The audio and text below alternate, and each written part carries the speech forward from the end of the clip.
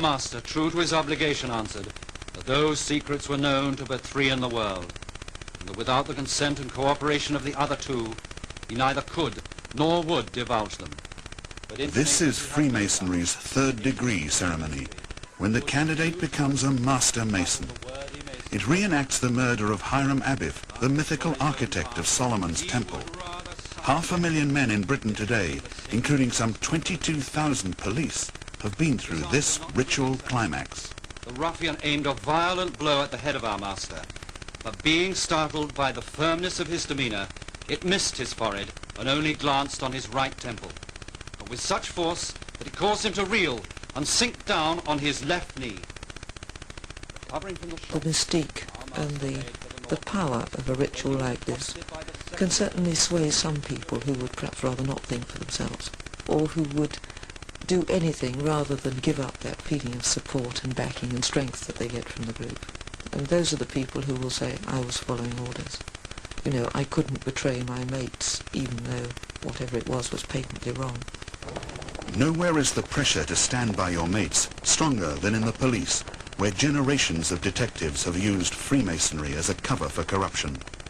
Tonight we reveal the hidden Masonic connections in some of Britain's biggest police corruption scandals, and the Scotland Yard network, which one Masonic detective branded a firm in a firm.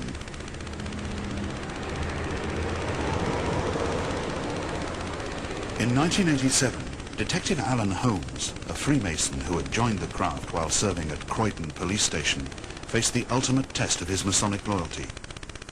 Holmes was not corrupt, but was under great pressure to betray a Masonic colleague.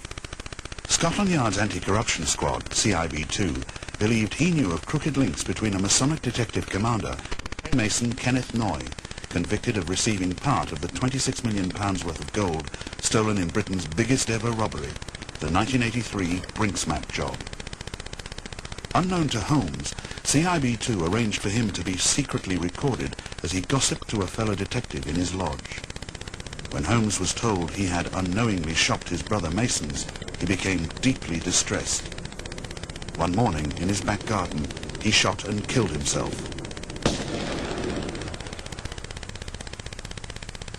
Former Detective Sergeant John Simons worked with Holmes in the 1960s.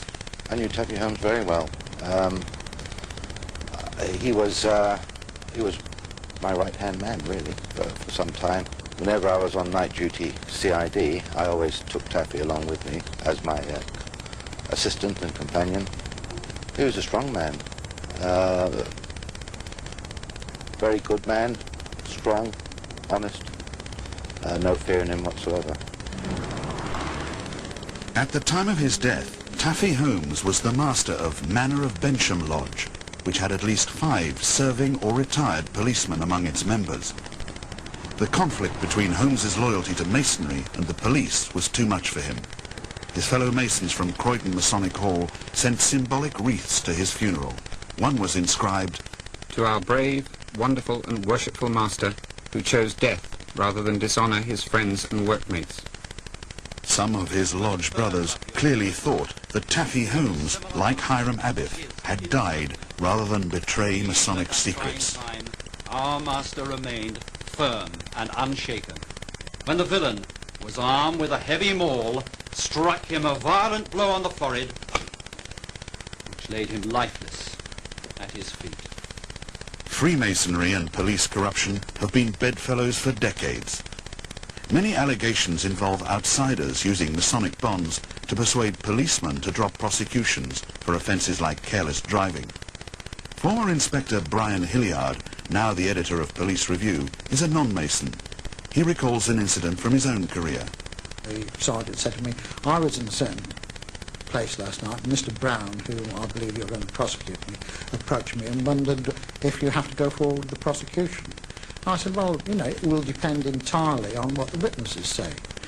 He was prosecuted, he saw me before court, he says, does this have to happen?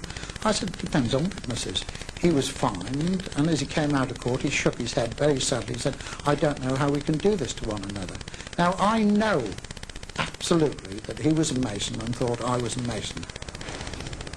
Many police who are not in the Brotherhood are concerned about its influence. But Masonic policemen see no conflict between the job and the craft. Every police officer, the day he walks into whichever training establishment, takes an oath to Her Sovereign Lady the Queen to serve her in the office of constable without fear or favour. And that is paramount. Whatever else you do in your life, whatever else you become, whether you're a Boy Scout, a Freemason, or you join the local golf club, it matters not. It is your obligation as a constable that is paramount. One of the dangers and one of the wrong things about Freemasonry within the police force is that you have here a group of people who have loyalties which are stronger and more important to them than their loyalties to the police force and to the public as their oath. But why do so many young policemen become Freemasons? There's certainly a feeling that if you are a Mason, you better your chances of promotion, or you better your chances of being selected in London for the CID. This was exactly the experience of John Simons. Having become a Mason in the army, he joined the Metropolitan Police in 1960. When he wanted to join the elite CID, he found his Masonry came in very handy. But there was another vital qualification for young police anxious to become detectives. You either had to be corrupt or you had to condone corruption. You were tested in a way, you know. They didn't want to bring into the CID people who were going to be horrified by corruption and were going to make waves and complain about it and whatnot. And you were really tested. You would not only corruption in as much as that you would be prepared to accept money, or perhaps if you weren't prepared to accept money, you wouldn't make a fuss about other people. You would condone it. When Simons joined CID, a dangerous tradition prevailed at Scotland Yard. To keep the lid on serious crime, some senior officers took payoffs from major criminals and let them run the rackets. They gave them licences. They used them as a sort of police force, in a way, to patrol and control the areas that they operated in. Now, that relationship was itself corrupt, but it was also oiled by money, which gave it another degree of corruption. It was a pretty nasty pot. In 1969, the Times newspaper was contacted by a small-time criminal claiming to be fed up with detectives extorting money from him. Reporters tape-recorded his next encounters with detectives, one of whom explained how the criminal could buy immunity to commit crime all over London. And the phrase that he used, that the officer used, was, "I'm a member of a little firm within a firm." The implications of that there was a secret society, a tight-knit group of police officers who dealt amongst themselves and who could guarantee immunity for criminals around the whole of the metropolitan area. That phrase gave a depth and a ring to what was to become a major corruption scandal. The officer who talked of the firm in a firm was Freemason John Simons. When the story was published, he was charged with soliciting a £50 bribe and suspended. While not denying his part in the corruption of the time, he claims the actual charge was absurd. Faced with what he saw as a fit-up, he sent word to the officers probing the allegations that if jailed, he would expose many other corrupt detectives.